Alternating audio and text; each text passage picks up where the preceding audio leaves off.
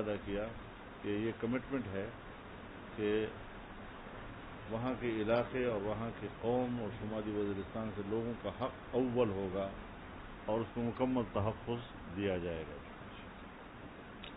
لیکن وہاں پر کچھ مشکلات ہیں. مثلا شمالی وزیرستان کے جو عثمانزئی قبیلے کا دھرنا ہے کہ وہاں پر بڑے معزز لوگ، یعنی ابھی حج کے دنوں میں ہمارے ایک منتخب چیئرمین اپنے یونین کونسل کے، ان کو ٹارگٹ کیا گیا، شہید کر دیا گیا. ہمارے وہاں جو تحصیل کے سیکرٹری جنرل تھے ان کو شہید کیا گیا.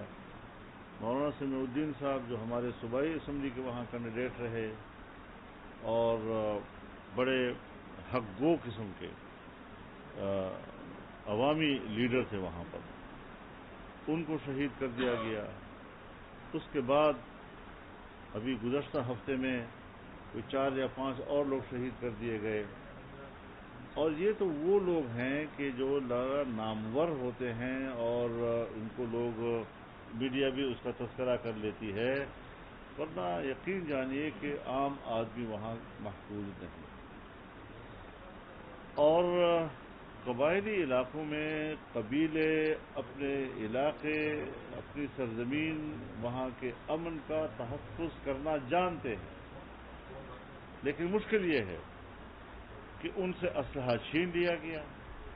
اب وہ بے دست و پا کر دیے گئے اور وہاں کا جو لوگوں کا اپنا ایک لشکر ہوتا تھا جس کو یہ چلویشتے کہتے تھے، وہ بھی ختم کر دیا گیا. تو دوسری طرف جو بندوق بردار لوگ ہیں وہ مکمل آزاد ہیں، جب چاہیں علاقے میں آ جائیں، جس علاقے میں جا کے دعویٰ بول دیں، جہاں آ کر وہ انسانی جانوں کے ساتھ کھیل لیں. اس قسم کی جو ریاست کی طرف سے جو کمزوریاں ہیں اور جس کے نتیجے میں ایک بدنظمی وہاں پیدا ہو گئی ہے، تو ظاہر ہے عام آدمی اس سے بہت پریشان ہے. میں تو سمجھتا ہوں کہ جو طاقتور ہیں وہ عقل سے عاری ہیں اور جو عقل مند ہیں وہ طاقت سے عاری ہیں. اب یہ کیا اس کا کیا حل ہے؟ اس پر ہماری اتھارٹیز کو، ریاستی اداروں کو سوچنا ہوگا اور پبلک کو اپنے ساتھ شریک کر کے ان کی رائے لینی ہوگی اور ان کو تحفظ کے وہ سارا حق دینا ہوگا جو قبائلی لوگوں کا ہمیشہ رہا. میرا تعلق چونکہ جنوبی اضلاع کے ساتھ ہے اور میں وہاں کی صورتحال کا براہ راست یعنی مشاہدہ کرتا ہوں. ڈیرہ اسماعیل خان، ٹانک، لکی مروت، کرک، وزیرستان، دوسرا وزیرستان، یہ سارے علاقے جو ہیں اب وہاں پر مسلح لوگوں کا راج ہے. مقامی انتظامیہ ہو، پولیس ہو، اپنے آپ کو بے بس محسوس کر رہے ہیں. تو اس حوالے سے بھی جو وہاں پر عثمانزئی قبیلے کا دھرنا ہے، ان کی بھی اپنے علاقے میں اپنے تحفظ کے حوالے سے، یعنی ایک ہے حقوق کا تحفظ، ایک ہے جان کا تحفظ. ان کو اس وقت جان کی تحفظ کی پڑی ہوئی ہے، تو ان کو جان کا تحفظ بھی چاہیے اور ان کو حقوق کا تحفظ بھی چاہیے. اس حوالے سے انشاءاللہ اسی ہفتے کے اندر میں خود بذات خود وزیر اعظم سے انشاءاللہ ملاقات بھی کروں گا اور اس حوالے سے جو مجھے براہ راست لوگوں کی طرف سے رپورٹس مل رہی ہیں اس پر سنجیدگی کے ساتھ غور کر کے علاقے کو امن دینے کے لیے سوچا جائے گا کہ اس کے روٹس کیا ہے، روٹس کا تعین کرنا ہوگا. تو روٹس کیا ہے، روٹس کا تعین کرنا ہوگا. تو ہمارے جو قبائلی نوجوان ہیں جس نوجوان کو یہ امید دلائی گئی کہ انضمام ہوگا اور آپ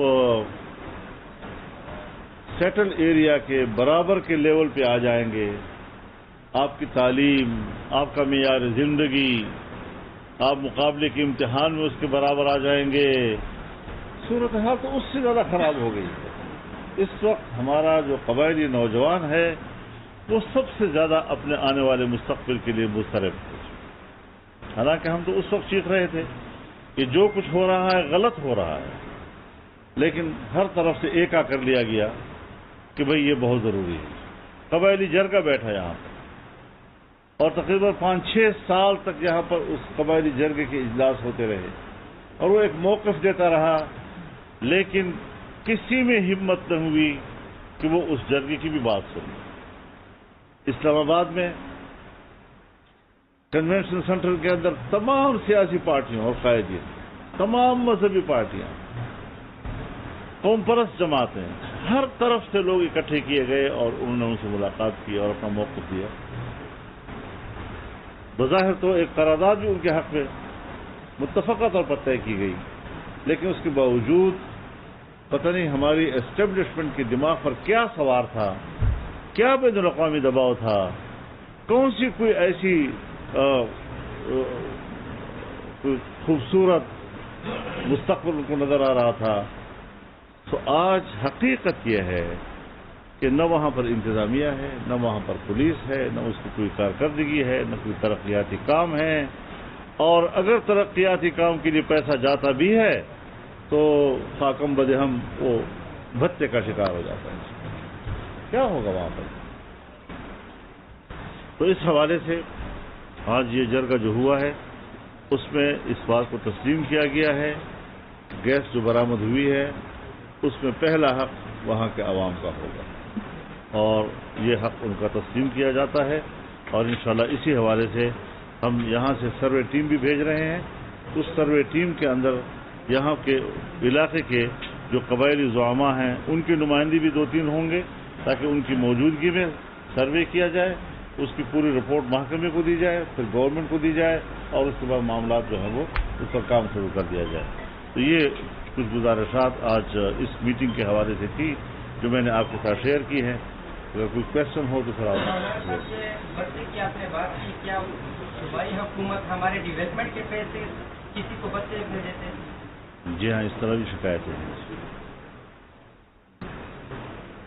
مولانا صاحب یہ بتائیں کہ پی ڈی ایم کے بارے میں یہ ایک تاثر ہے، اب پی ڈی ایم کے اندر سے شاید ایسی آوازیں اٹھی ہیں کہ ہم نے یہ حکومت کی ایسا اختلاف شاید سامنے آ رہا ہے کہ جو ابھی حالات کا سامنا کرنا پڑ رہا ہے اس وجہ سے ایسی آوازیں آ رہی ہے۔ دوسرا سوال یہ ہے کہ سر ایک تاثر یہ بھی ہے کہ یہ سارا پی ڈی ایم کو ٹریک اس لیے کیا گیا کہ عمران خان کو جتنے ماضی کے گناہ سے ان کی حکومت کی ناکامی تھی ان کو نکالا جائے اور دوبارہ سے ان کو نکالا جائے۔ دیکھیے، یہ پاکستان کا ایک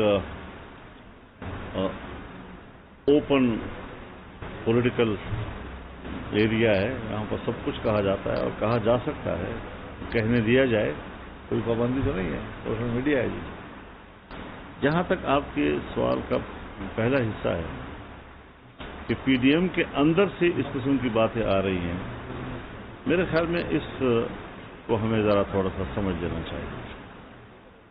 آپ جو سوال کر رہے ہیں یہ شاید کل بھی کسی صحافی نے یہاں کیا تھا، بلکہ پرسوں شاید یہاں پر۔ دیکھیے، میں نے کہا کہ جب سے حکومت بنی ہے یہ پی ڈی ایم کا پہلا اجلاس تھا، تو ظاہر ہے کہ ایک رائے تھی حکومت میں آنے سے پہلے، تو ہماری رائے بھی واضح تھی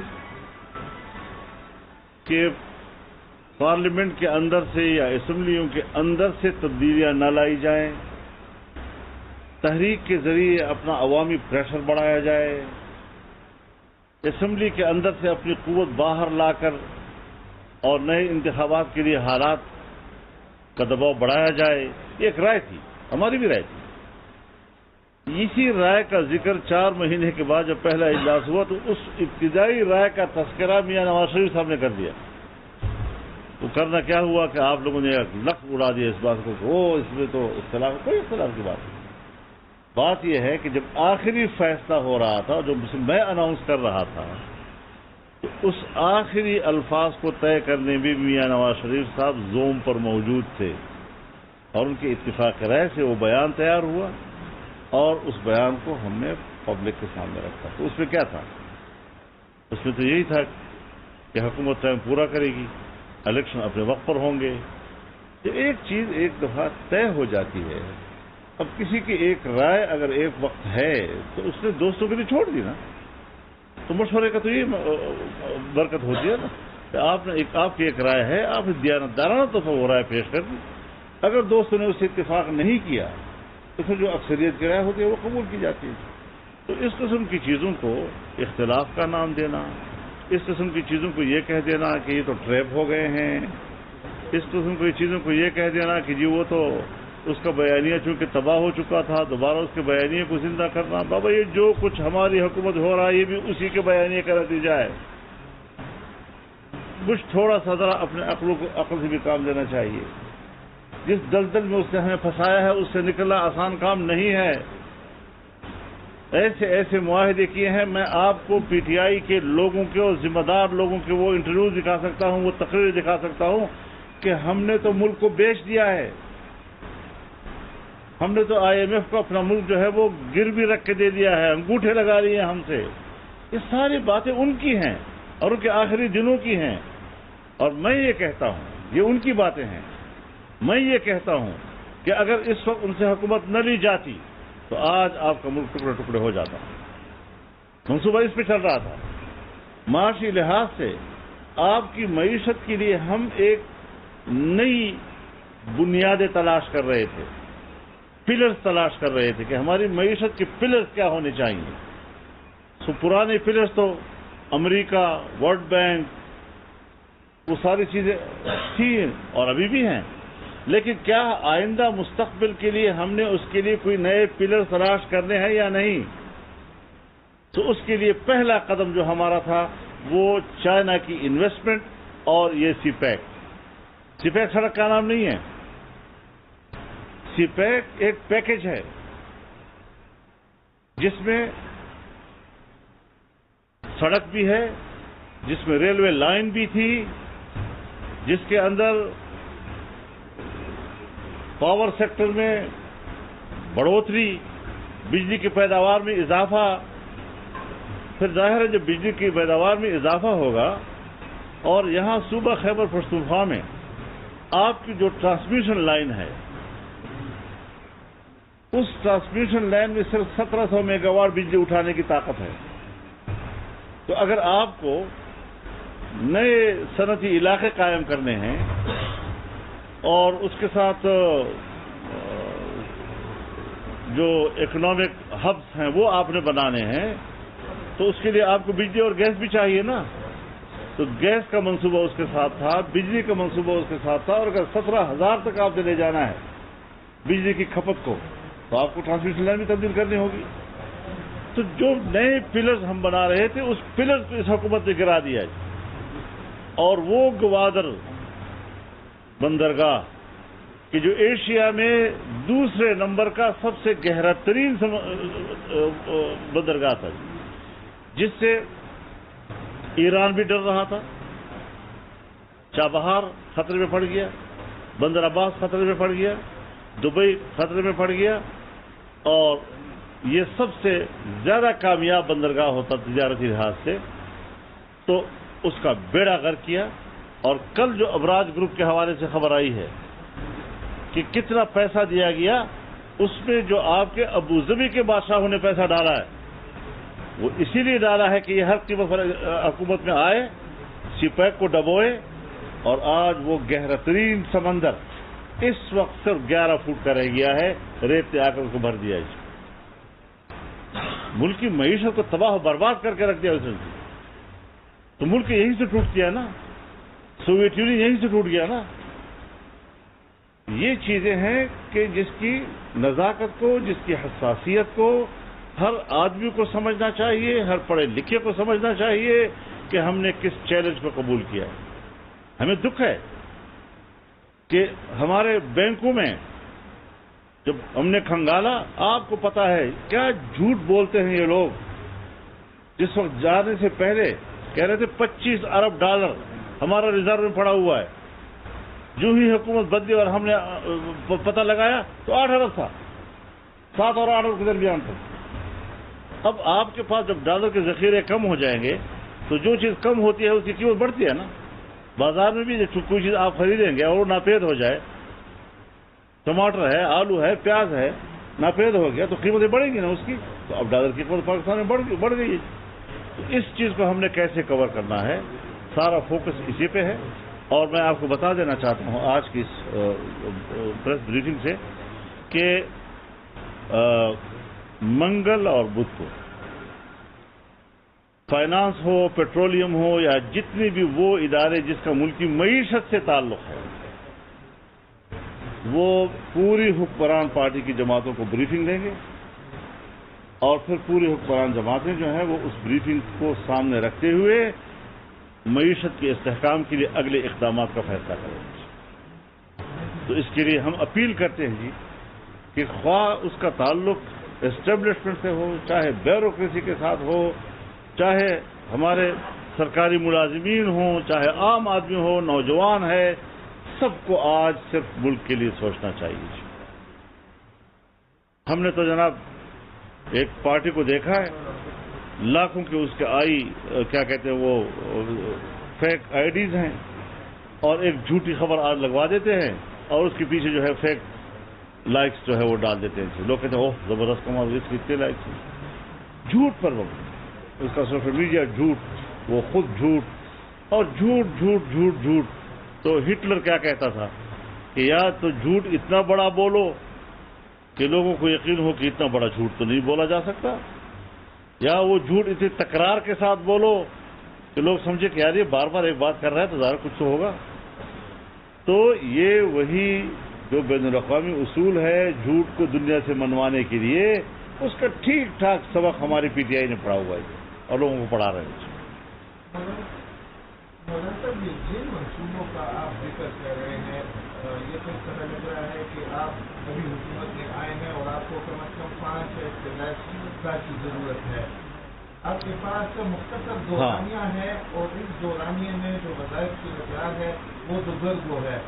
تو آپ کے پاس مطلب کیا نہیں سمجھتے کہ پی ڈی ایم جو ہے وہ بند گلی میں تنظیم ہے، معاشی حالت اس کے مختصر وقت میں سدھارنا جو ہے وہ ناممکن نظر آ رہا ہے. میری رائے یہ ہے میری رائے یہ ہے کہ ہم اس وقت سال سوا سال کے لیے بیٹھے ہوئے ہیں. ہمیں طویل المدت منصوبوں کی بجائے قلیل المدت منصوبے جو ہے سامنے رکھنے چاہیے، جس سے عام آدمی کا روزمرہ کا معاملہ وابستہ ہوتا ہے. تو کچھ چیزیں ایسی ہیں کہ ہمیں اگلی حکومت کا انتظار کرنا چاہیے اور پبلک کو یہ اعتماد کرنا چاہیے کہ جن لوگوں نے ہمارے ملک کی معیشت کو ڈبویا ہے دوبارہ ہمیں اس پر اعتماد کرنے کی ضرورت نہیں ہے. لائٹ نہیں ہے، کیا کریں؟ اور اس بدبو کا بھی کیا کریں؟ میں اس گرمی کا کیا کروں؟ 5 ڈگری کول رہو، ہیٹ اور سویٹ کا گیم آف کرا دو. 5 ڈگری کو تم رہو، برف جیسی ٹھنڈک میں رہو، جام سے دور اور 5 degree cool. Hey girls, who needs a comb? ضائع کر چکے ہیں اور ہمیں اس حوالے سے آنے والے مستقبل میں ایک اچھے انتخابی نتائج کا انتظار کرنا ہے. صاحب یہ بتائیں کہ ایک عام تاثر پایا جاتا ہے کہ پیپلز پارٹی اور جے یو آئی نے مل کر ان لیگ کو بہت زیادہ مشکلات سے دوچار کیا ہوا ہے، کیونکہ جو اہم ذمہ داری ان کی کم پر رکھ دی گئی ہے، تو نہ وہ حکومت چھوڑ سکتے اور نہ چلا سکتے. اس کے بارے میں آپ کیا کہیں گے؟ دیکھیے، اب کوئی تاثر قائم کرنا، کوئی تبصرہ کر لینا، کسی بھی مجلس میں بیٹھ کر کوئی بات، اس پر تو کوئی پابندی نہیں ہے جی. لیکن ایسی صورتحال نہیں ہے، تبصروں کا آزادی ہے، لوگ ہر قسم کی باتیں کرتے ہیں. الیکشن کمیشن نے کچھ ممبران کو ریسیو کیا، کیا سمجھتے ہیں اس پر ضمنی الیکشن ہونی چاہیے یا اس کے لیے آپ کیا رائے میں چاہتے ہیں؟ تو ظاہر ہے کہ جو اسپیکر نے جن کے استعفے منظور کر لیے ہیں اور ان کا ریفرنس انہوں نے الیکشن کمیشن آف پاکستان کو بھیج دیا ہے اور انہوں نے ان کو ڈیسیٹ کر دیا ہے، تو وہاں ضمنی الیکشن ہوگا۔ اور ضمنی الیکشن کے حوالے سے حکمران اتحاد نے اصولی طور پر یہ فیصلہ کر لیا ہے کہ 2018 کے الیکشن میں جو امیدوار جس پارٹی کا رنر اپ تھا، یعنی دوسرے نمبر پر تھا، وہی ہمارا متفقہ امیدوار ہو۔ تو اس پر بھی اتفاق ہو چکا ہے۔ مہربانی، بہت شکریہ۔